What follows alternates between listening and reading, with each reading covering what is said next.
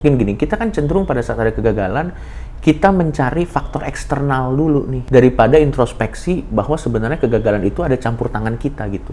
Makanya musisi begitu sukses, album kedua, ketiga jelek-jelek.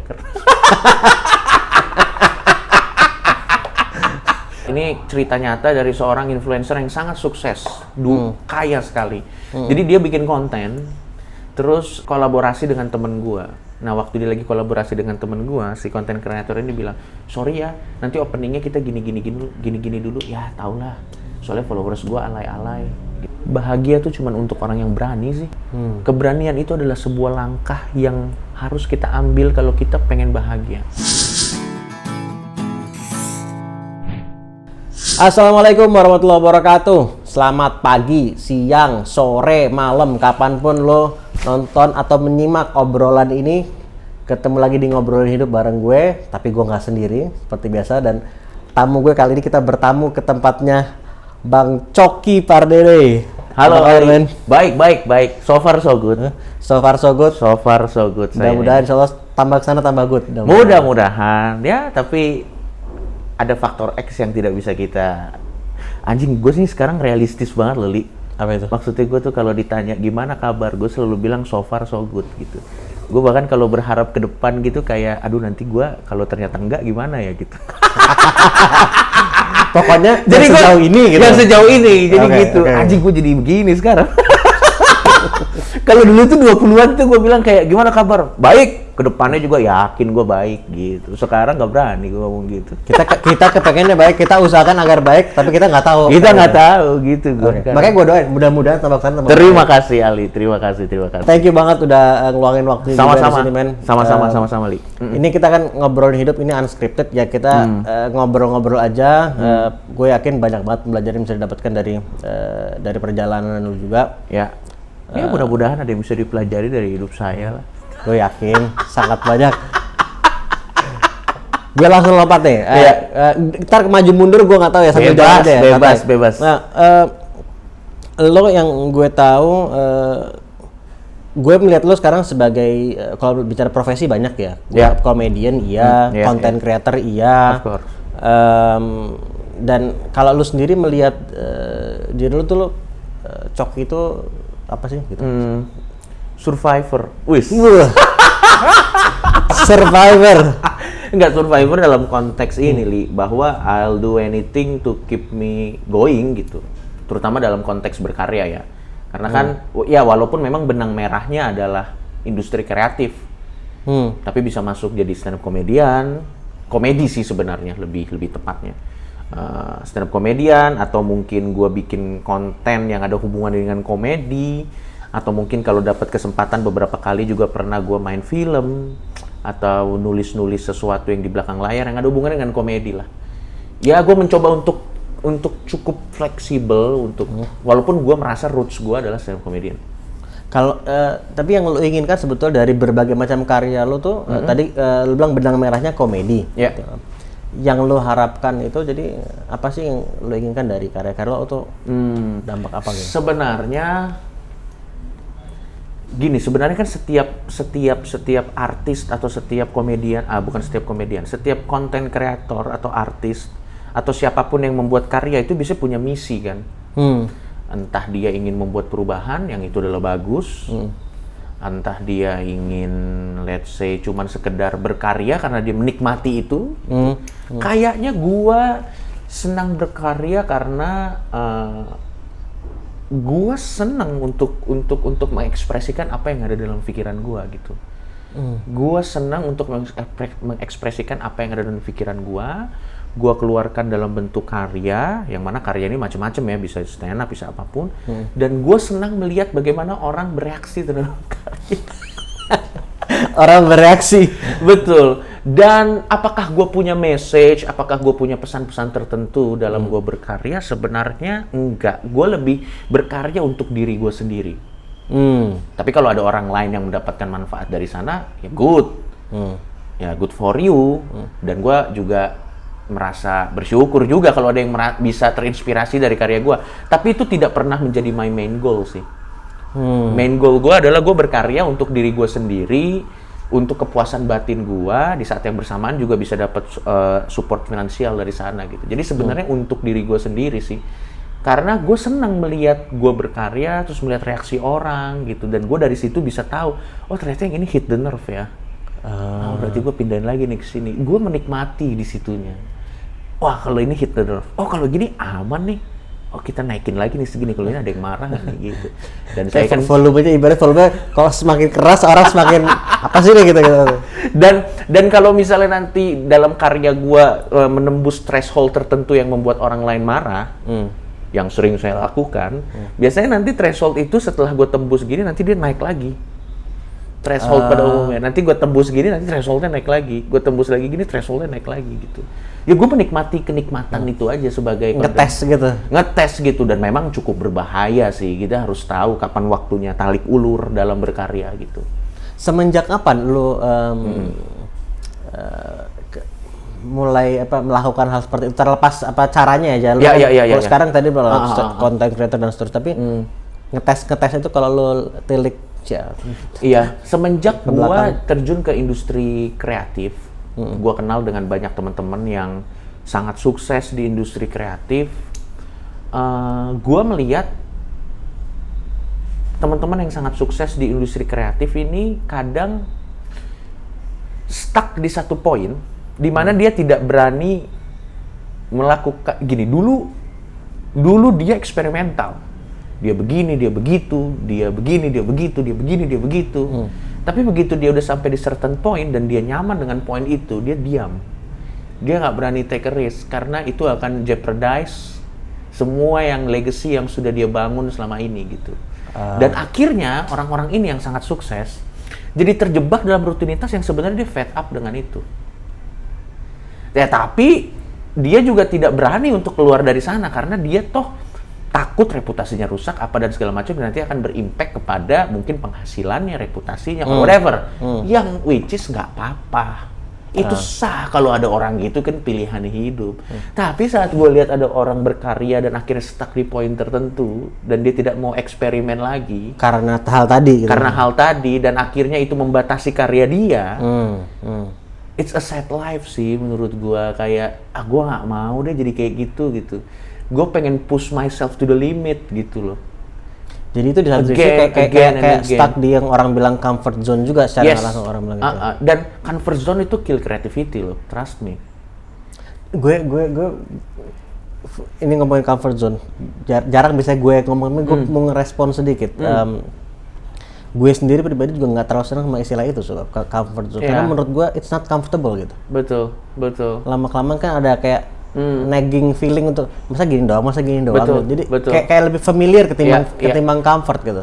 Gua usah sebut namanya, tapi ini ada cerita nyata dari seorang influencer yang sangat sukses, kaya sekali. Jadi dia bikin konten, terus kolaborasi dengan temen gua. Nah waktu dia lagi kolaborasi dengan temen gua, si konten kreator ini bilang, sorry ya, nanti openingnya kita gini dulu. Ya tau lah, soalnya followers gua alay-alay gitu. Nah, dia kan sebetulnya mengeluh melakukan konten itu, tapi dia terjebak di situ karena dia nggak bisa keluar dari situ gitu, karena di situ sumber penghasilannya. Dan sebetulnya dia nggak kayak gitu. Maksud gue mau sampai kapan lo bangun tiap gini? Gue tuh pengen sebagai konten kreator, gue bangun dan berkonten dan gue enjoy it gitu. Bukan gue bangun dan berkonten, it's a job. Waduh, kalau kayak gitu sih mati aja sih kalau buat gue sih. Seperti apa yang lo enjoy itu kayak gimana? Orang bisa beda-beda. Yang gue enjoy itu adalah, dan ini gue juga masih mencari garis tengahnya ya. Gue masih bisa tetap idealis dengan hal-hal yang gue percayai. Dan di satu sisi, yaitu freedom of speech yang ini selalu akan jadi perdebatan tidak pernah selesai. Dengan value yang gue percayai, tapi di saat yang bersamaan juga tetap bisa make money karena kita nggak bisa naif juga kan. Kita nggak bisa naif, bisa make money gitu. Kayak beberapa jenis komedi gua yang tidak di-approve dengan banyak orang, ya gua lagi mencari garis tengahnya nih gimana. Dan memang gua terkenal suka main-main di pinggir jurang untuk push itu gitu. Karena gua lihat teman-teman, paling enggak teman-teman seangkatan gua tidak ada yang melakukan itu gitu. Ya gua aja yang melakukan itu gitu. Gua happy kok melakukan itu gitu. Ya. Kalau tadi gue In ada a way pertanyaan. adrenalin junkie sih sebenarnya. Adrenalin junkie. In a way ya. Jadi tadi salah satu yang lo enjoy itu adalah sisi adrenalinnya. Iya, adrenalin ya gue suka. Itu make me feel alive sih kayak adrenalin is my drugs tanda kutip ya, kayak lu pada saat adrenalin terus lu langsung rush-nya gitu tuh. Saat orang marah sama lo terus mention Twitter lo, sudah disuspend Twitter saya ya karena kasus terus. Pada saat Instagram gua tuh penuh, ada kontroversi or whatever, rush-nya itu make me feel alive gitu, kayak anjing ini nih hidup nih gitu. Gua tuh kayak langsung oke, berarti next gimana nih? Oke, ini responnya gimana? Oh, berarti gua harus gini. Ini gua jalan. Daripada gue duduk nih di kursi roda gitu, gue gak kebayang loh gue duduk di kursi roda terus mangku cucu, barbecue gitu, ngitung-ngitung duit penghasilan, passive income, nggak apa-apa. Itu paradise buat beberapa orang. Tapi saat ini gue belum bisa mikir kayak gitu. Jadi artinya gini, orang ingin merasakan feeling alive, tapi kan caranya bisa beda-beda. Caranya bisa beda-beda. Betul, that's it. Lu kata-kata lu paling benar. Gitu, benar. Gue tuh suka kayak gitu. Dan kalau itu membuat gue jadi dibenci buat beberapa orang, nggak apa-apa. Tapi kebanyakan sih gue lihat ada juga yang senang, ada juga yang benci ya. Tapi it's life kan, kita nggak bisa nyenengin semua orang, gimana dong? Kayak misalnya ada orang yang untuk merasa hidup atau merasa adventurous, dia harus pergi ke tempat yang belum pernah didatangi. Ada orang yang bisa merasa adventurous hanya dengan membaca buku, kan cara bisa beda-beda gitu. Betul. Dan itu semua tentang diri gue loh. Dan kadang tidak ada ill intent untuk menyakiti orang lain or whatever. Enggak. Dan gue punya poin adalah pada saat gue punya kebebasan untuk berkarya, orang juga punya kebebasan untuk menanggapi. Jadi itu fair menurut gue. Mau orang hujat gue ya silakan, ya itu fair.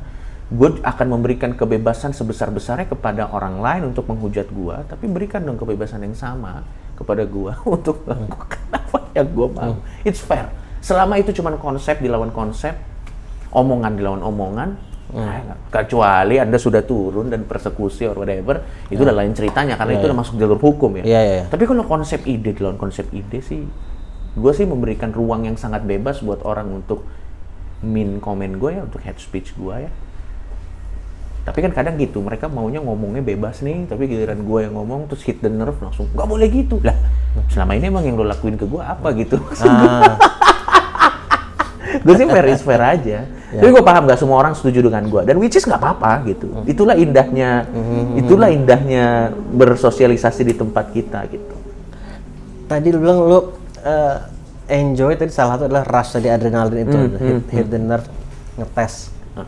Kalau lu lihat ke belakang gitu, lu ingat nggak momen pertama kali lu merasakan itu? Bisa jadi sebelum lu dikenal banyak orang atau setelah dikenal banyak orang juga.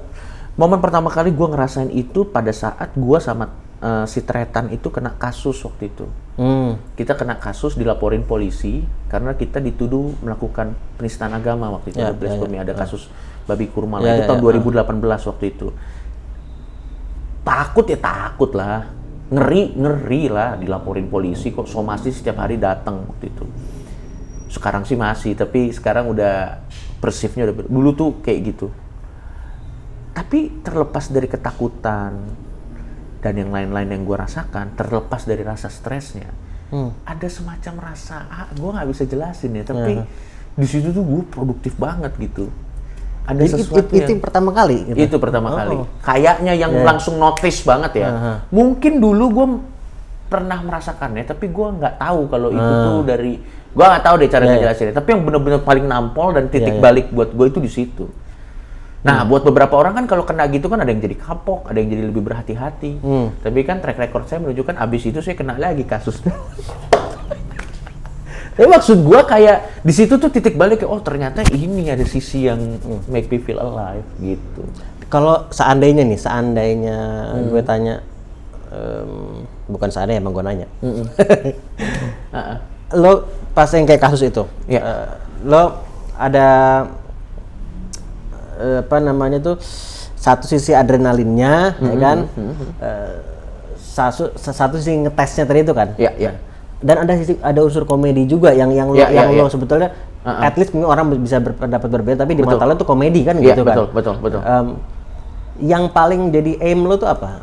gue pengen ngetes masyarakat gitu, Iya. atau gue ingin deliver komedi? Deliver comedy.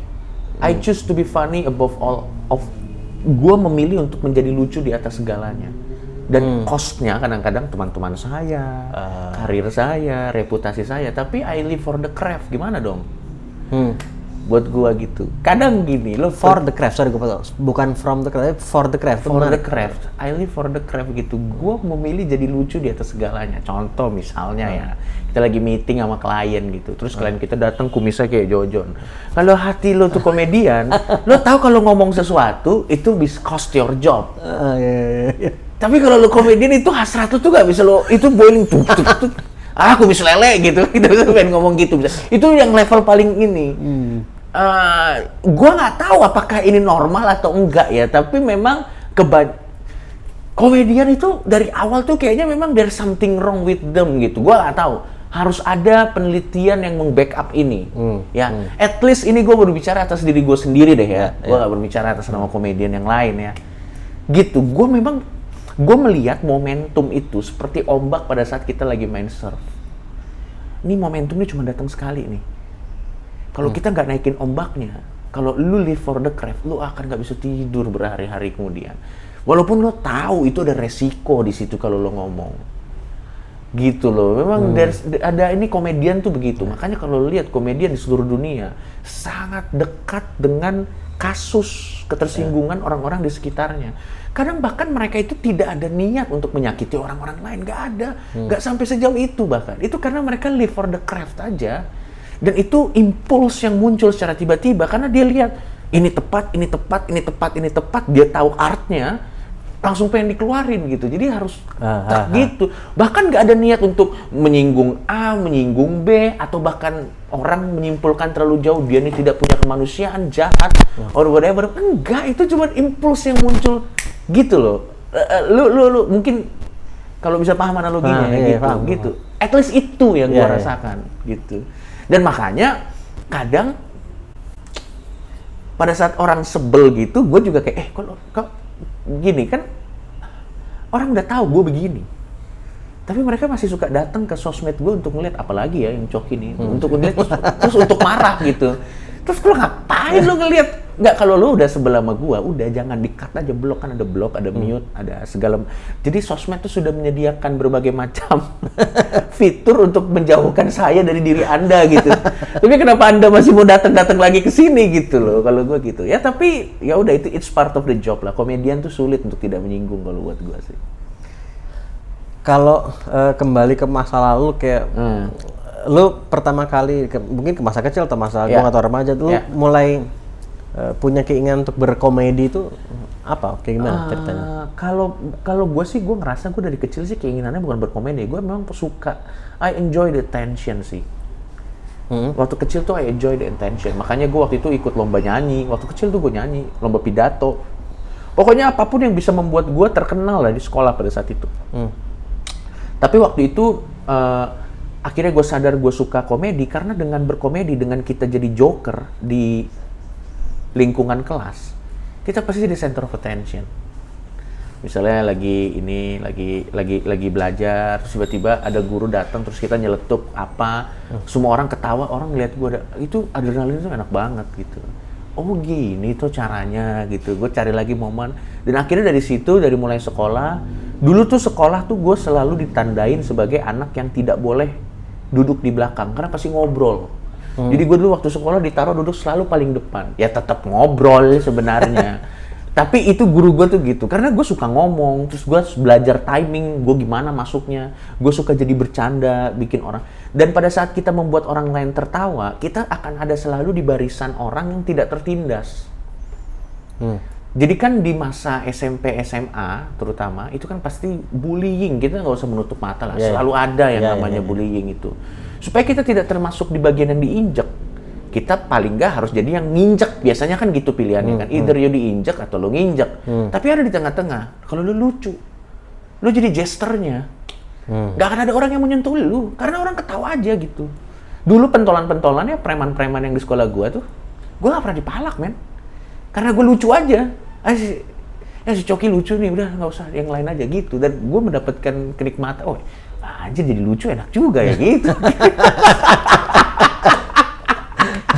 Gue bisa bergaul sama yang dibully, gue bisa bergaul sama yang membuli. Lucu itu membuat lu bisa kemana-mana pada saat itu. Dan akhirnya terlepas dari gue bisa mendapatkan gain something dari situ, gue juga merasa enak jadi center of attention gitu. Tapi kemudian waktu itu kan lu masih merasakan enak, oh jadi lucu gue bisa sana sini kayak tadi lu bilang. Tapi lu mulai terpikir untuk menjadikan ini sebagai sebuah karir tuh kapan? Pada saat ternyata ada jalannya. Ya itu kapan waktu itu? Waktu itu saat ada kompetisi stand up Indonesia, stand up komedi Indonesia lah gitu. Gue lihat videonya Panji waktu itu dia stand up, Panji lah, Radit.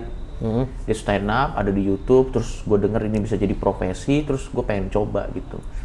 Wah anjir nih kalau kita bisa, ini kan yang gue lakuin dulu waktu gue nongkrong-nongkrong. Dan dulu gue ngelakuin ini nongkrong-nongkrong jadi sampah masyarakat doang gitu, nggak gain something gitu. Ini kok udah dibukain pintunya berarti bisa jadi sesuatu nih di sini. Akhirnya gue masuk ke sana. Tapi sebenarnya tujuan gue sih bukan untuk jadi sesuatu, karena gue merasa ya kalau misalnya ada yang bisa mewadahi hobi gue dan ternyata bisa dapat duit sedikit-sedikit ya kenapa enggak gitu. Ternyata jalannya dimudahin, ya udah situ aja gitu. Waktu lu kuliah jurusan di Gunadarma kan? Gue Gunadarma, gue ngambil sastra Inggris. Sastra Inggris? Gue ngambil sastra Inggris. Gue lulus tahun 2014, gue lulusan tahun 2006 SMA-nya. Jadi gue lulus lumayan lama sih, karena nakal waktu itu gue sempet nggak masuk apa gitu-gitulah. Kuliah gue lama. Dan lu memulai karir tuh 2014 di yang profesional kan? Iya. Udah hilang lagi. 2014. Apa yang lu rasakan berbeda kalau lu saat lu mulai awalnya kan lu masuk di dunia komedi di dunia komedi. Nah, ini kan sebagai stand up comedian masuk ikut kompetisi. Sedangkan dulu waktu pas sekolah apa kan beda tuh. Ya mungkin ada cerita-cerita juga tapi kan lebih formal lah, lebih profesional. Yang lu rasakan berbeda apa? Yang harus lu pelajari dulu dan seterusnya gitu. Ternyata pada saat kita profesional jadi stand up comedian, dulu waktu di tongkrongan gak ada yang tersinggung. Karena di tongkrongan itu mungkin lingkupnya kita ngerti kali ya. Tapi kalau jadi komedian profesional, stand up comedian itu kita jadi belajar how to deal with ketersinggungan orang lain gitu. Di situ sih itu yang membedakannya. Jadi ranjaunya lebih banyak kalau kita jadi professional comedian daripada kita jadi komedian di tongkrongan sendiri. Kalau proses performingnya sendiri? Nggak terlalu jauh beda sih kalau buat gue secara pribadi ya. Sama-sama di depan orang, sama-sama diketawain, nggak ada. Ya paling cuman penguasaan panggung teknis lah biasanya. Lebih ke teknis sih. Tapi inti esensinya tuh nggak terlalu jauh beda. Ya, paling sama cara penulisannya. Kalau di tongkrongan kan kita nggak harus. Kalau di tongkrongan kita nggak harus rapih kan bikin komedinya kan. Tapi kalau karena ini jadi profesional, kita sudah dibayar, kita harus bertanggung jawab dengan apa yang dibayarkan ke kita kan. Sehingga kita harus nulis, harus dibikin jadi rapi, harus bikin itu jadi entertaining, se-entertaining mungkin. Beda dengan kalau di tongkrongan kan ya kita nyeletuk aja gitu. Nah, buat lo itu secara pemikiran tuh berbeda atau secara perasaan mempersiapkan? Karena sekarang udah kayak ada yang harus dipertanggungjawabkan gitu. Jadi lebih bebankah atau apa gitu? Ada sedikit, tapi gue merasa beban itu bahwa kalau gue ada beban memang. Jadi ada beban sekarang. Pada saat kita ditunjuk untuk perform di depan seseorang, jadi ada beban. Lucu nggak ya? Apa nggak ya? Tapi gue merasa bahwa itu tanda kecintaan gue sama craft-nya. Karena kalau gue nggak punya beban lucu atau enggaknya, berarti gue menggampangkan gitu kan maksudnya, kayak gue ngeliatnya sih kayak gitu aja. Jadi masih di normal lah, tahap normal lah gitu. Masih aman lah, masih benefitnya masih menjauhi masih menutupi kekurangannya lah gitu. Gue suka sih di industri ini, suka banget gue industri ini. Seru banget, industri ini seru banget. Ya cuman ya banyak ya mentalnya memang harus kuat sih. Nah, bicara soal mental tadi itu, kayak gue ngeliat lu sekarang, gitu ya. Kan gue gak kenal lu waktu lu masih kuliah dan seterusnya nih. Nah, betul. Gue ngeliat sekarang lu menghadapi berbagai macam tadi komentar dari sana sini gitu. Itu dan lu ya udah stay dengan apa yang lu yakini, lu jalani gitu. Menurut gue itu salah satu bentuk mental strength juga gitu, kekuatan mental. Nah, apakah lu dari dulu kayak begitu atau bagaimana? Apakah ada berproses sehingga lu mulai bodoh amat orang mau ngomong apa. Jelas, gitu. Itu kayak jelas, gimana prosesnya jelas berarti? berproses. Kalau lo dengar dari cerita gue di awal tadi, other people approval mean a lot to me. Dulu. Itu alasan gue berkomedi jadi anak tongkrongan itu gitu, karena pada saat orang approve, orang ketawa, it means a lot. Makin kesini, Approvalnya ada dalam bentuk orang ketawa itu. iya, approval ketawa, terus gue dimudahkan, gue jadi bisa dapat privilege karena gue bikin ketawa terus orang yang berkuasa di tongkrongan pada saat itu, gitu kan. Jadi approval tuh means a lot dulu. Sekarang, I don't give a fuck sama approval orang, karena at the end of the day kita juga tidak bisa menyenangkan semua orang. It's about me sih, gitu. Mengekspresikan. Mengekspresikan, karena ternyata hidup ini memang kita hidup ini berdamping-dampingan dengan orang lain. Memang ini adalah masyarakat yang terdiri dari berbagai macam perbedaan sifat, perbedaan yang lain-lain. Sehingga kadang memang harus diakuin, harus ada semacam apa sih bahasanya tuh? Kompromi terhadap value-value kita, karena kita hidup di masyarakat yang sangat majemuk. Memang seperti itu. Tapi mau sampai mana kompromi ini mematikan kita yang sebenarnya gitu. Kalau kompromi ini membuat kita menjadi tidak jadi kita, is it worth it? Itu yang jadi pertanyaan, itu yang cukup struggle buat gua gitu. Apakah kemajemukan ini menjadi semacam kedok untuk membungkam freedom of expression? Bukankah harusnya kalau kita majemuk itu kita harus ada di titik di mana kita bisa agree to disagree? Jadi kalau sekarang buat gua merasa bahwa ya it's about me expression my art. Udah itu aja. Tidak ada ill intent di sana. Kalau orang menanggapnya itu ill intent, ya itu kebebasan mereka untuk mempersif itu sebagai ill intent kepada mereka atau apa. Tapi ini cuma sebatas gua ngasih ada impuls yang keluar tak gitu, keluar gitu. Ada orang bilang, nggak gitu Cok, lu tuh nggak punya. Biasanya yang selalu gini, gue tuh salah satu orang yang membuat dark comedy tuh populer di Indonesia. Dark jokes itu populer. Gue bukan yang pertama kali. Ada di atas gue yang sudah melakukan itu. Tapi kayaknya yang paling push the limit itu salah satunya gue. Ada orang bilang, Cok, lu dengan bikin dark jokes gini, lo sadar nggak sih? Lu tuh mengikis rasa kemanusiaan apa segala macam. Ini yang mereka nggak ngerti. Bahwa sebenarnya pada saat gue ngeluarin dark jokes itu tuh impulse, bahkan gue tidak ada ill intent gitu. Dan itu adalah gue sebagai komedian gitu.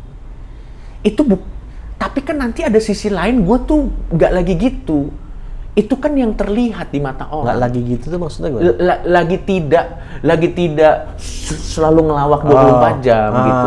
Itu kan sisi gue di sosmed yang dia lihat. Kalau ada orang menilai kemanusiaan gua berdasarkan apa yang bisa dia lihat di sosmed aja, ya shame on them gitu.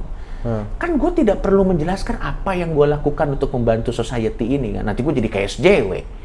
Apa-apa gue rekam-rekam, gue kan harus kasih tahu ke mereka apa yang gue lakukan untuk hal-hal sosial gitu. Ngapain gue kasih tahu gitu? Kenapa cuma dari jokes ini orang langsung menyimpulkan bahwa gue orang tidak kenapa gitu? Ya enggak lah, itu cuma gue lagi jadi being komedian, impuls aja tak gitu.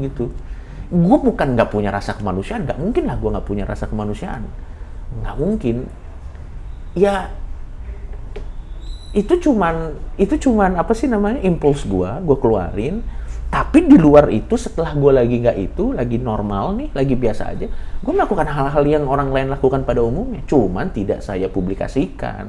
Dan gue avoid untuk mempersif diri gue sebagai orang yang sosial, sebagai orang yang suka membantu, karena reputasi itu tidak cocok sebagai komedian.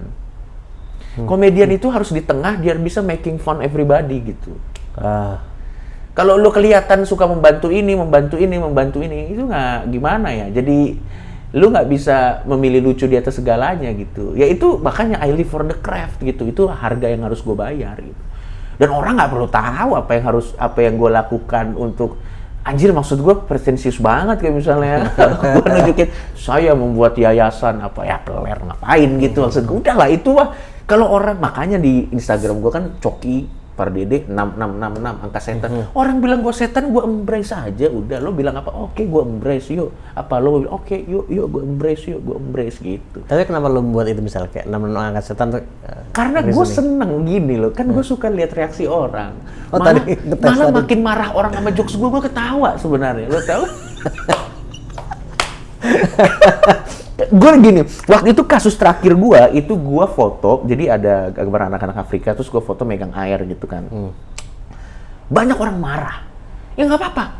Gue punya kebebasan membuat karya, mereka juga punya kebebasan untuk menanggapi, bebas silahkan. Gue tidak menghalangi kebebasan mereka untuk marah sama gue, silahkan gitu. Tapi maksud gue bahkan tadinya tuh pengen bikin video, gue pengen bilang begini, saya pengen minta maaf sama anak-anak Afrika yang ada di foto tadi, di foto kemarin, dan sama orang-orang Indonesia yang ternyata saudara jauhnya anak-anak Afrika ini kok mereka maksudku. Karena apa ya gue paham maksud lo ngerti maksud gue kayak ya, tapi teman-teman gue bilang jangan Cok, itu terlalu gila, shut the fuck up gitu. Ya udah nggak, tapi maksud gue tuh kayak ya nggak apa-apa mereka mau marah, nggak gini, mereka marah berdebat apakah dark jokes itu apa segala macam, kemiskinan di sana tetap ada dan tidak ada yang do something about it gitu. Sebenarnya kalau lo mau lihat dari sisi lain, gue kan mengangkat sebuah kenyataan yang ada di dunia dan itu ugly truth yang ada. Let's talk about it.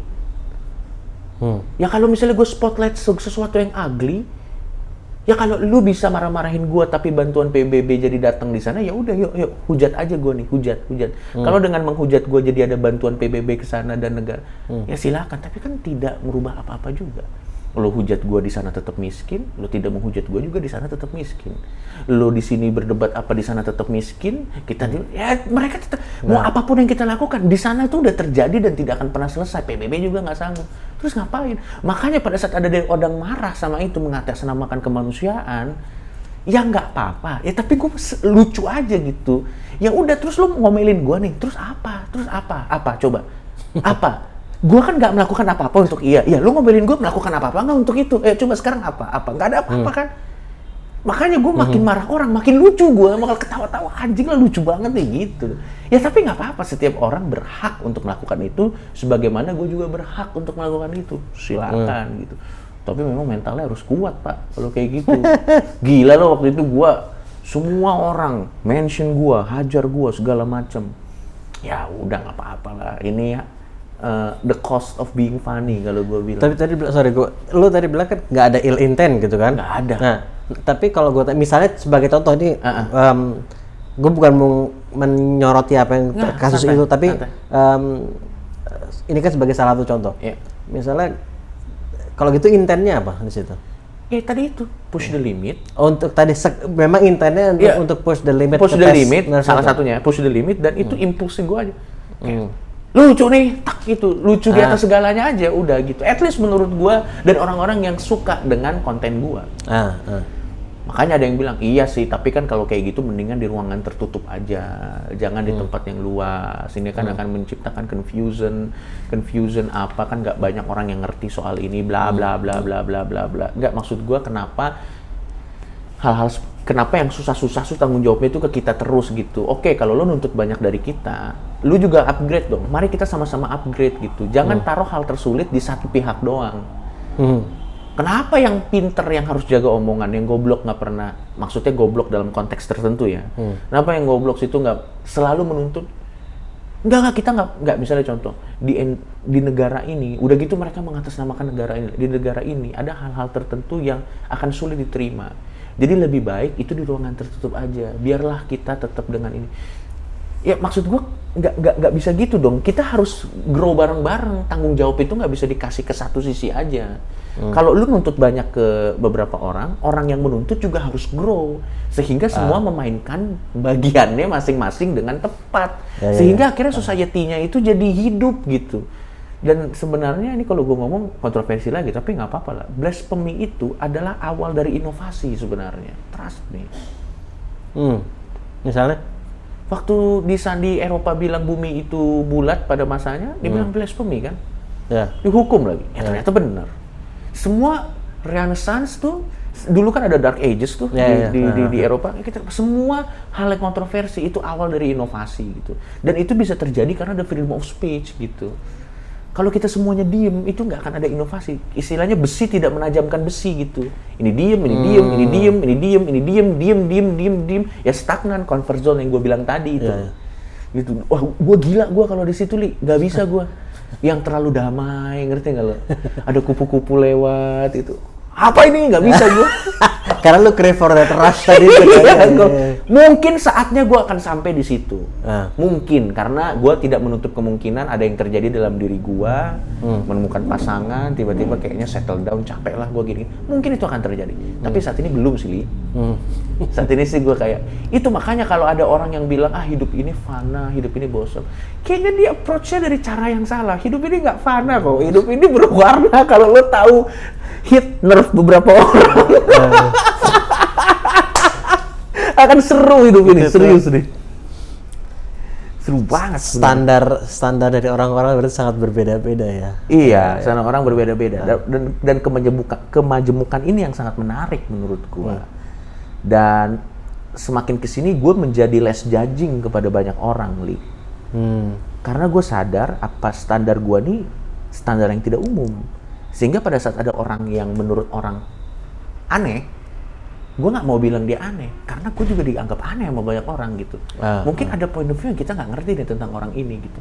Ya selama dia tidak kriminal ya, selama dia tidak kriminal maksudnya dalam konteks ngerampok atau misalnya bunuh orang atau melakukan penipuan perdata atau pidana, ya menurut gue kalau dia aneh, misalnya ada orang nyembah ubur-ubur gitu, ya aneh aja udah kan. Ya udah kita ketawain aja lah gitu, kenapa kita harus ngapain gitu, ya udah. Ya karena menurut dia juga kita yang aneh gitu loh. Ya. Karena mungkin dia kenapa lo semua nggak menyembah ubur-ubur gitu maksudnya. Iya, ya udah, gue sih makanya kalau ada Sunda Empire, orang hujat Sunda, gue ketawa-tawa, gue mau Sunda Empire, gila loh. Terus waktu dia ditangkap, terlepas dari kontroversinya, gue bilang, anjir, kayak gini, ini kan Sunda Empire, ngomong udah ngalor ngidul. Apa yang lo harapin, di BAP itu lo berharap dia ngomong apa coba, ngapain coba lo. Ini mah orang dilepas aja, dijadiin badut aja gitu loh, maksudnya. Enggak, kenapa ditangkap itu loh maksud gue, why gitu loh, gue gak ngerti loh. Kan harmless gitu, apa sih, ngapain sih? Ya ternyata dia setelah gue ini, dia tidak hamil, dia melakukan penipuan, itu boleh diusut. Tapi kalau idenya dia bilang, ya udah biarin aja, kenapa ditangkap karena itu, kalau gue sih gitu ya. Itu, makanya gue jadi less judging sekarang. Pemahaman menimbulkan, apa sih namanya, pemahaman menimbulkan pemakluman. Gue tuh sekarang gitu, paham dulu, baru pasti nanti kita maklum. Setidaknya karena gue paham diri gue jadi maklum sama banyak orang. Tapi orang tidak maklum sama saya. Ya udah, itu sonetis mau gimana. Nah kalau gitu ini, gue ada beberapa pertanyaan nih yang nah ini tadi kembali ke si ill intent dulu. Iya. Kan lo bilang tidak ada ill intent. Nah, kalau gitu yang ill-nya itu seperti apa? Karena tadi juga ternyata standar mengenai ill-nya itu beda dari orang ke orang kan? Iya, betul. Ini gua sudah menemukan ini setelah berdiskusi dengan teman-teman saya sesama komedian. Di mana statement itu menjadi sebuah ill intent atau tidak? Kalau kita komedian, kita mengeluarkan statement, lucunya harus di atas bencinya. Gimana contoh?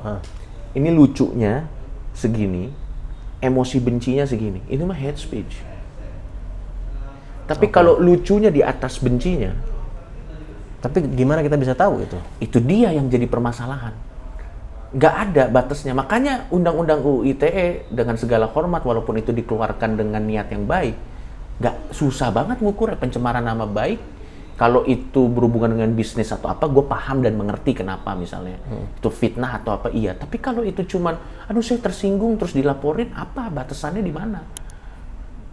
Kayak gue kasih contoh nih, gue mau tahu pendapat lo deh. Iya.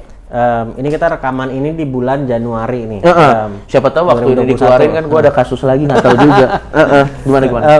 Kayak kejadian di Amerika yang kemarin kan ada riot tuh, ada kerusuhan ke Capitol tuh, gedung Capitol. Makasih ya Pak. Terus Trump dibilang karena dia nge-tweet yang dianggap memprovokasi sehingga orang-orang ke sana ya terjadilah kerusuhan itu gitu. Betul. Nah, menurut lu itu ada kalau kejadian kayak seperti itu, si tweetnya itu, dan dengan standar itu ill intent nggak? Itu ill intent karena Trump dengan sengaja ingin melakukan itu supaya incite the riot. Tapi kayak tadi, lu tau dari mana dia niatnya begitu kan? Kembali ke situ juga. Kalau gitu, nah itu makanya kita nggak bisa ngambil itu, kita harus lihat konteks secara keseluruhan. Kita harus lihat konteks secara keseluruhan. Kalau itu cuma dilihat dari tweet itu doang, kita tidak ambil perjalanan bagaimana apa yang terjadi situasi politiknya di sana, itu freedom of speech. Tapi kalau kita melihat bagaimana manuver beliau, bagaimana dia selalu menggaung-gaungkan bahwa it's a fraud, bagaimana manuver politiknya sendiri dari mulai awal sampai akhir, itu kan sudah sangat kelihatan sekali itu ill intent gitu loh. Itu sudah dirancang gitu. Dan itu bukan, saya yakin sih kalau Trump tidak impuls ya, dia punya tim yang memang ingin melakukan hal itu gitu. Dan itu memang grand design, sudah kebaca sih itu. Jadi makanya kita ngeliat ke belakangnya juga. Kita harus ngelihat ke belakangnya juga apa gitu. Makanya it's not that simple sih sebenarnya. Dan sulit memang menilai intensi orang itu susah banget gitu loh. Tapi kalau lo lihat gua, paling tidak gua ini kan random. Kasusnya tentang ini, habis itu kasusnya tentang ini, terus kasusnya tentang ini. Itu jelas-jelas impulse, itu tidak ada ill intent sama sekali. Itu definitely impulse. Itu sporadis banget. Gue lagi kesini, nyinggung gitu. Maksudnya bukan maksudnya nyinggung, salah banget. Poor choice of words. So gue kesini kayak, lucu nih, gue bercandain, orang tersinggung. Wah, gue kesini, lucu nih, ini bersinggung. Itu sporadis aja gitu loh. Bukan grand design of something yang memang sengaja untuk apa, enggak. Ya walaupun memang gue enjoy untuk push the limit. Dan sekarang kan gini, dulu yang bercandain corona pertama kali itu kayaknya gue deh di Indonesia, di Twitter waktu itu yang gue dihajar habis-habisan sama hampir seluruh SJW di Twitter. Sekarang orang bercandain corona udah biasa aja. Dulu tweet pertama gue bilang itu kalau di Cina lagi tahun baru Cina tuh amplopnya dibuka isinya corona nggak ya? Hahaha, dihajar gue sama seluruh. Abis itu hilang Twitter gue. Tapi abis itu kan gue push the limit. Abis itu semua orang bercanda corona, nggak ada yang marah. Udah sampai dibikin meme, sampai segala macem, nggak ada yang marah. Ya udah, nggak apa-apa. Dulu tanggal 1, gue bercandain banjir, Pak. Gue bukan bercandain korban banjirnya, gue bercandain ada oknum tertentu lah gitu. Dihajar. Habis gue dihajar, orang bercandain banjir jadi biasa aja. Gue push the limit. Jadi roofnya naik gitu. Roofnya naik gitu. Ya udah, jadi sekarang gue jadi tarik ulur gitu. Oke, ini tarik ulur. Dan biasanya kalau ada unfortunate event yang terjadi, teman-teman gue langsung tahan gitu, tahan. Dan gue memang tidak punya obligasi untuk selalu ngejokes di setiap unfortunate event. Karena gue tidak mau ikut-ikutan. Gue pengen yang buat wave-nya, gue bukan riding the wave gitu. Gitu loh. Kayak misalnya lagi tenang-tenang aja, tak gitu. Gue lebih suka gitu daripada lagi ada ini, terus gue ngejokes tentang ini. Kalau itu kan maksud gue belum tentu lucu juga, udah jadinya masalahnya, nggak worth it sama masalahnya gitu. Mendingan lagi tenang aja, tak gitu langsung gitu. Dan ini gitu aja, dan itu kan spontan. Kalau gue mau, kalau enggak gitu. Jadi orang kan, wah lagi ada tanda kutip lagi ada unfortunate event ini nih, jokes lo apa nih? Jadi gue digituin malah nggak mau gitu, kayak enggak lah, kenapa yang ini kan it's all about me, bukan it's all about you gitu. I decide when and how I make the jokes, not you gitu. Nah itu makanya balik lagi, ini bahkan gak ada ill intent sekalipun, karena itu kan tentang gua gitu. Kalau memang gua lagi snap gitu, tak gitu. Gue kayak kalau ngomongin soal dark jokes tadi kan lu juga banyak konten lu semakin kesini apalagi ya kan. Tapi menurut lu dark jokes itu sendiri ada nggak sih yang tadi menurut lu inappropriate atau nggak? Karena kadang ada orang yang menggunakan dark jokes sebagai itu kan dark jokes, tapi gimana sih bahasa gini, sebenarnya hakikatnya dark jokes itu harusnya tidak digunakan shield. Gini, sekarang trennya adalah banyak orang berkedok menggunakan dark jokes padahal benci aja. Ya tapi itu resiko yang terjadi dari apapun gitu. Maksud gue gini, pada saat sesuatu sudah menjadi mainstream, akan selalu ada orang yang akan menyalahgunakan itu gitu. Dan itu tidak bisa itu sudah tidak akan bisa kita keluarkan gitu. Sorry, misalnya gue ambil religion lah secara umum kan, itu niatnya baik, kita semua sama-sama sepakat kan. Tapi kan ada orang yang menyalahgunakan itu, mengatasnamakan religion. Itu hal-hal kayak gitu tuh nggak akan pernah bisa kita ya udah mau gimana gitu. Dan itu bukan tanggung jawab gue juga. Maksud gue kayak gue harus ngapain? Karena apapun halnya pasti akan ada orang yang seperti itu. Nah, yang gue tanya sama lo adalah menurut lo, di pendapat lo, batasannya itu di mana gitu? Nah, nggak mau ada tahu pendapat gua. lo aja. Buat gua Artinya maksud gue batasan di mana? Nyali. Jadi artinya nggak ada yang namanya dark jokes yang nggak pantas tuh nggak ada. Gitu, Nggak ada bolot. Menurut gua batasannya nyali lo. Kalau nyali lo cuman segini, udah lo main di jokes yang segini aja. Kalau nyali lo segini, mainnya. Karena gue percaya gini, lu balik lagi, lo punya kebebasan untuk berekspresi, orang punya kebebasan untuk menanggapi. Jangan pernah mengeluh kalau lo dibully. Karena dengan apa yang lo keluar, ya percaya, fair aja, hukum kekekalan energi aja, hukum akibat reaksi gitu. Lo harus bisa naker. Ya walaupun saya kadang suka salah naker gitu. Tapi terlepas dari itu, I learn from my mistake gitu. Mistake dalam tanda kutip bahwa batasan jokes itu adalah nyali kita. Gue sih gue pengandung FOS garis keras ya. Batasannya nyali. Kalau nyali lo segini, jangan pernah mulai sesuatu yang di luar nyali lo. Misalnya lo punya statement gila nih. Kalau lo merasa bisa mempertanggungjawabkan itu dan lo siap untuk menerima konsekuensi dari statement lo, by all means silahkan. Setidaknya terlepas dari kontroversi apapun itu, lo adalah kesatria. Lo berani ngomong A, lo siap menanggung konsekuensinya, dan lo ngomong A, lu bersifat A, semuanya A, orang tahu bagaimana bersifat di lu, karena lu nggak pernah normatif. Paling nggak sisi positifnya itulah.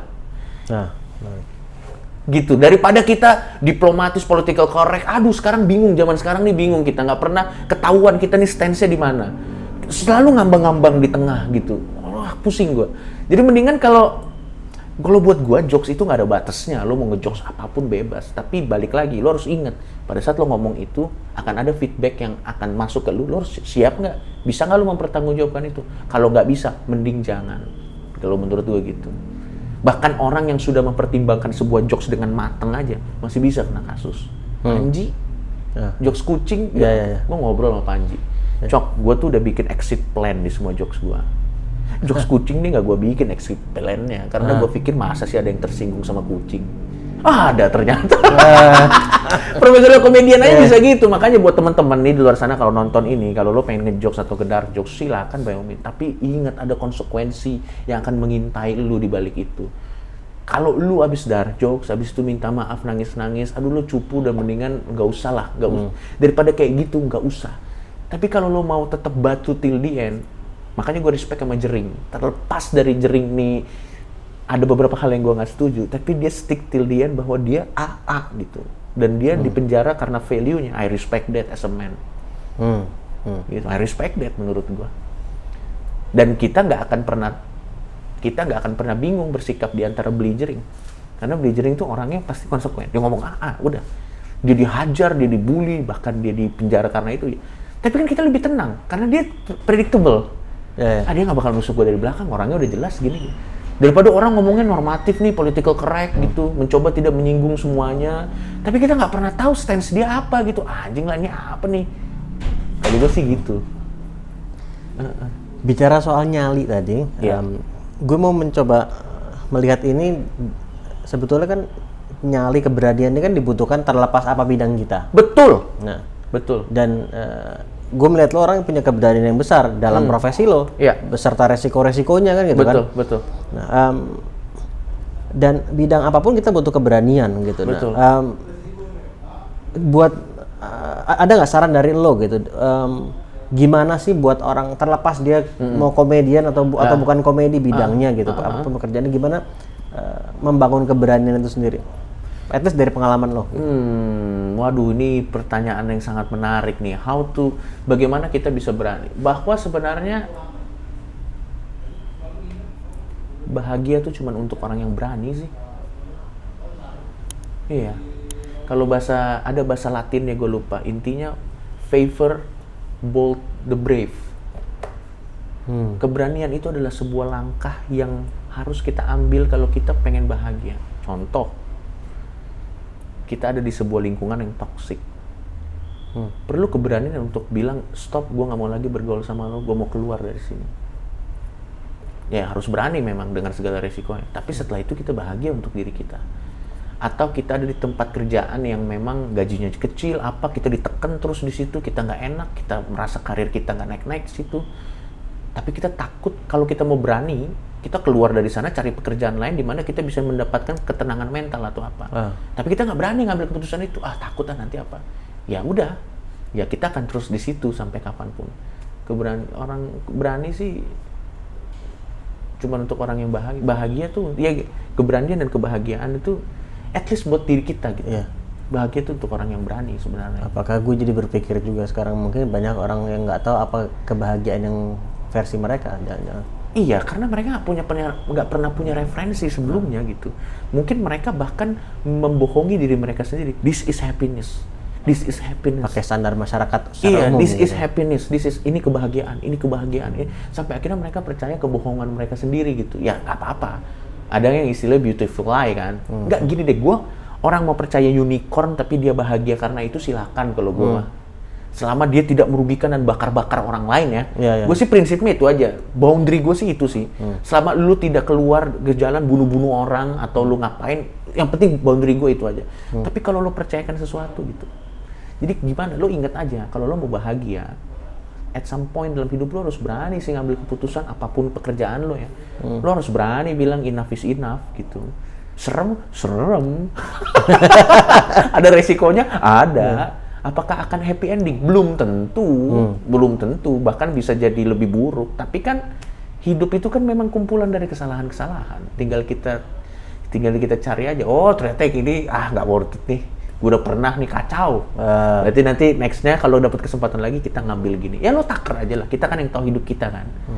Dan kalau akhirnya lo tidak berani mengambil keputusan itu karena too much yang dipertaruhkan, ya nggak apa-apa juga. Setiap orang punya caranya sendiri untuk bahagia. I respect that. Karena gue juga berharap orang merespect bagaimana cara gue bahagia gitu. Ya udah silakan, hidup ini pilihan sih sebenarnya. Tinggal lo pilih-pilih aja, lo taker resikonya gitu. Tapi kalau misalnya lo ada di satu situasi yang toksik atau apa, udahlah, kalau lo harus berani sih bilang enggak sih. Lo harus berani bilang enggak, lo harus berani enough sih gitu. Iya, karena nanti pada saat kita udah menderita, nggak ada yang bisa kita salahkan. Kadang kita tuh tergoda nyalahin keadaan, nyalahin orang lain, daripada menyalahkan diri kita yang nggak berani ngambil keputusan. Padahal sebenarnya kan kadang selalu ada pilihan gitu, semua tuh ada pilihannya, semua tuh bisa milih gitu sebenarnya. Tapi kadang kita lebih meromantisasikan keadaan dengan memang keadaan tidak berpihak kepada saya, orang-orang tidak mengerti saya, padahal dia punya pilihan untuk keluar dari sana sebenarnya. Terlepas hasilnya seperti apa? Hasilnya seperti apa kan? Blizzering kan memang dia stand dengan apa yang dia percayai, dia di penjara. Ya udah, tapi dia menerima resikonya like a man. Like a man, dia menerima resikonya like a man. I respect him for that. Keluar dari situ, dia jadi orang yang berbobot menurut gua. Disegani dia. Ya walaupun hashtag bebaskan Blizzering itu juga tidak berpengaruh ya, tapi setidaknya keluar dari sana, dia salah satu, keren sih dia. Dari dulu kan dia gitu kan. Dia tuh aja, mau dibilang gila lo dia aja udah terus aja. Tapi dia bahagia, istrinya cakep. Di Bali dia like a god. Tapi ya kebahagiaannya setara juga sama yang sebelnya gitu ya, bahagia untuk yang berani. Ya udah gimana dong. Dan tadi kalau dari gue lihat bahagia versi lo itu salah satunya at least adalah si adrenalin tadi itu. Iya. Apakah ini benar? Tidak juga. Ini tidak direkomendasikan. Setiap orang dibentuk dengan caranya masing-masing. Carilah kebahagiaan lo. Tapi yang penting harus berani. Itu aja sih. Beraninya itu yang harus kita cari. Jadi kebahagiaannya bisa subjektif gitu kan? Subjektif sekali gitu. Langsung jangan pernah lo nonton ini. Seperti saya harus seperti Coki. Tidak. tidak jangan berbahaya seperti saya. Kalau lu punya kebahagiaan lo, intinya sih berani aja, berani ngambil. Misalnya berani bilang ke orang tua lo, enggak saya nggak mau di manajemen gitu misalnya. Berani aja ngomong daripada lo diem tiba-tiba manajemen udah kuliah, aduh ini bukan passion gua. Dari dulu kan bisa ngomong gitu. Jadi kalau gitu, kalau dari itu happiness itu di berprosesnya. Iya, di berproses jadi Bukan yang di hasilnya kan? Iya, di berprosesnya gitu. Nanti malah kalau hasilnya tuh jadi poison loh. Malah kalau udah hasilnya nih, kita enjoy aja, selebrasi aja kita udah berhasil nih. Tapi jangan lama-lama. Nanti lama-lama keenakan jadi nggak mau next lagi gitu. Jadi di situ terus, wah enak deh saya udah mapan. Tiba-tiba udahlah di sini. Itu mungkin makanya musisi begitu sukses album kedua, ketiga jelek-jelek. Selalu gitu. Udah perutnya udah gendut-gendut nih, lagunya udah nggak seenak dulu gitu. Dulu waktu masih nge-coach kan masih ting, wah kayaknya gua harus segini nih gitu. Kayaknya ya. Kalau lihat dari karya kayaknya gitu sih, nggak tahu deh gua. Mungkin. Selalu gitu. Jarang musisi yang terus albumnya tuh lagunya enak-enak tuh biasanya yang tetap hidupnya dalam bahaya terus tuh, dia lagunya pasti tuh enak-enak tuh lagunya tuh, karena in constant fear gitu. Semua pekerja seni rata-rata gitu sih, makanya kita juga suicide rate-nya paling tinggi. Di Indonesia enggak ya, belum pernah ada sih di Indonesia, tapi di luar negeri gue pernah lihat studinya, ada sih studinya di luar negeri. Di Indonesia belum ada. Orang stand up comedian ya. Ya karena gini, pikirannya tuh gini gitu. Lah kan lu kenal tuh adik kelas lu kan semua stand up comedian, lo tanya deh, rata-rata gitu kok, Tapi caranya aja beda-beda. Ada yang lebih kalem, ada yang lebih bold, gitu. Ya tanya. Man, beberapa pertanyaan terakhir singkat-singkat kok. Yang pertama,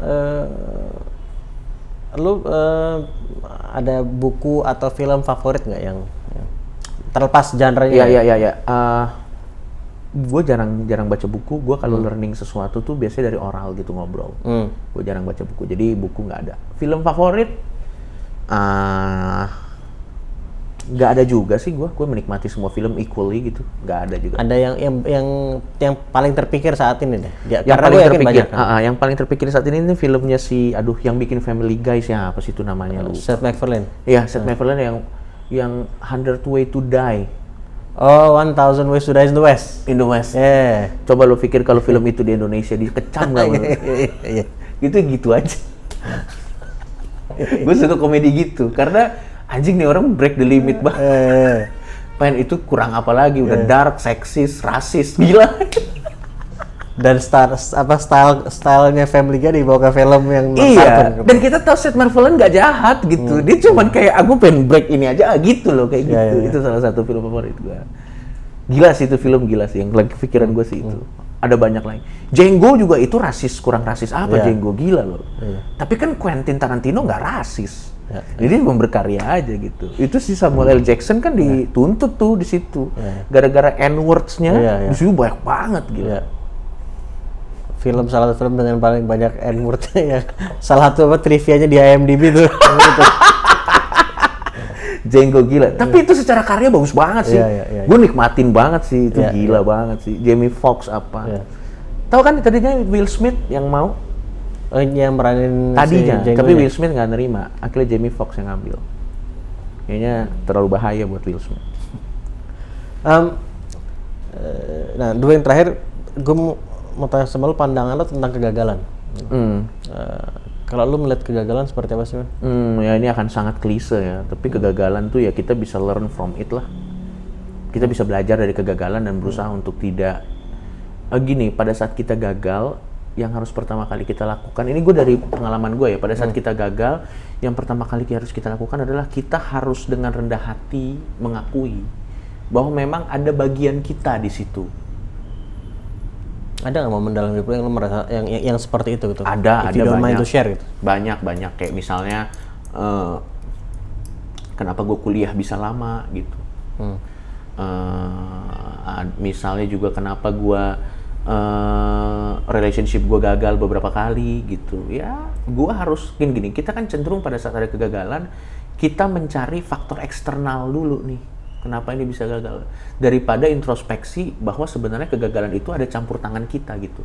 Karena lebih enak melihat bahwa kegagalan ini terjadi karena ada faktor eksternal daripada mengakui bahwa kegagalan ini terjadi ada peranan dan ada tangan kita di situ. Makanya kalau gue ada kegagalan, yang gue coba lakukan adalah rendah hati untuk mencari tahu ini pasti ada bagian dari kitanya. Karena kalau kita udah rendah hati, tahu bahwa itu ada bagian dari kita yang membuat kegagalan, at least kita tahu mana yang mau diperbaikin dari diri kita. Sehingga akhirnya kita bisa improve, bisa grow dari kegagalan tersebut. Tapi kalau kita gagal, yang kita cari faktor eksternal terus, kita sih gak akan grow sih, karena akhirnya kita selalu menipu diri bahwa ini semua terjadi karena faktor luar. Gua udah anjing, ego di balik itu gila banget sih kalau buat gua. Yang paling susah tuh untuk belajar dari kegagalan adalah rendah hati aja, tampar-tamparnya enggak, ini pasti ada presentasi gua nih di sini bagian mana ya. Faktor eksternal udahlah, itu nggak bisa gua kontrol. Bencana alam, bagaimana orang bersikap sama gua, ya itu udah sangat sedikit kontrol. Yang bisa dikontrol sama gua ini, gua dulu nih. Oh, ternyata gua ignorance ya. Oke nih, cek nih harus gua perbaiki. Oh, ternyata gua emang kadang-kadang agak bangsat ya. Ini kayaknya cek nih harus gua perbaikin gitu. Cuman kan nggak banyak orang mau ngakuin dirinya gitu kan. Atau cari orang deh yang lu percaya, satu orang aja yang deket, yang dia kalau ngomong sama lu sakit mulu gitu, lu sebel nih sama dia nih. Ah, lu mah nggak jago-jago amat kok. Karena kan kita orang ini kita jauh. Ini lu deketin nih orang kayak gini. Ini wake up call nih, jangan lu buang, jangan lu buang. Kalau lagi butuh tamparan, makan yuk. Nanti lu dihina-hina kan sama dia. Tinggal lu cari, bener nih kayaknya nih. Yang ini enggak, nih emang dia hate nih anjing. Nah, yang ini bener nih.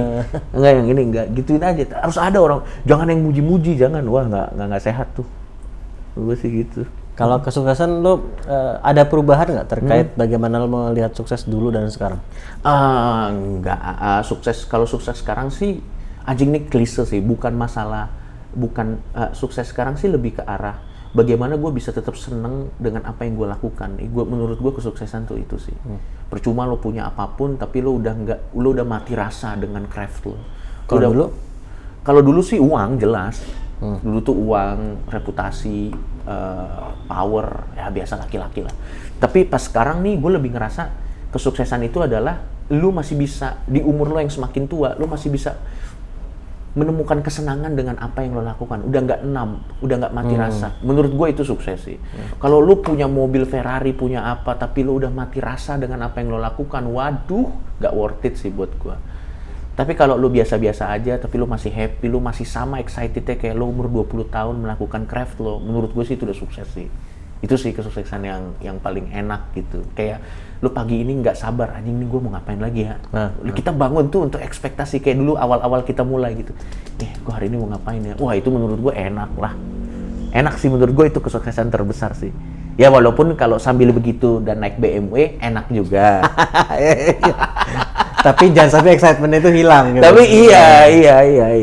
Ada sih orang-orang anjing, mendingan gua depresi tapi nangisnya di BMW. Memang bisa juga. Jadi kalau buat gua sih jangan sampai kehilangan rasa dari apa yang kita lakukan sih. Bahaya sih kalau kayak gitu. Mati rasa tuh bahaya banget. Aduh gua nggak mau deh gua. Amit-amit lah. Men, thank you banget. Sama-sama, Li. Thank you banget udah sama-sama. Dan seperti yang gue perkirakan di awal, betul banyak sekali pembelajarannya. Wah, at least buat gue. Terima kasih. At least buat gue, dan gue cukup yakin buat lo semua yang nonton atau yang nyimak obrolan ini juga satu jadi semakin kenal dengan Coki gitu kan. Dan juga ya kenal lewat pemikiran-pemikiran lo, pendapat lo, opini lo kan. So, thank you sekali lagi. Sama-sama, Li. Keep up the good work lah. Thank you. Menurut gua, lo dan gua juga berjuang dengan koridor yang berbeda gitu. Gua berjuang dengan freedom of speech, lo berjuang dengan mental health awareness gitu. Ya lebih susah lu sih. Jadi harusnya butuh semangat lu. Sama-sama lah. Tapi gue tidak, ya kata di mata gue nggak menghadapi kayak apa. Iya. Orang punya porsi masing-masing. Lo gitu tahu kan? nggak, Li, apa yang tersulit gua ini jadi keresahan yang tersulit di pekerjaan seperti lu. Lu kan nggak boleh masukin personal value lo kan pada saat ketemu klien kan. Lo harus data. Gua nggak tahu ya berapa banyak pada saat klien lo cerita hal-hal tertentu, wah tahu pengendalian diri yang lo punya untuk bilang ini mah lu yang goblok. Jadi I respect, susah. Karena kadang ada orang curhat gitu kan. Gue nih gini cok, gini. Ah, ini mah lu yang goblok bangsa, tapi kan nggak mungkin gitu. Dan makanya gue bilang porsinya beda-beda gitu. Nah, maksud gue walaupun iya, lu itu berat men, lu Ya, lu mungkin juga ada berat, netizen, tapi kayak gitu kan, lu inner. Kalau gua matiin mention, udah lah. Lu bawa tidur. Sebenarnya kita mah beda, sebenarnya sama aja, cuma caranya beda. Proses cleansingnya beda. Iya, proses cleansingnya beda. Makanya kalau tiba-tiba gue lihat lu di Bali lagi yoga, wah si Ali lagi stres.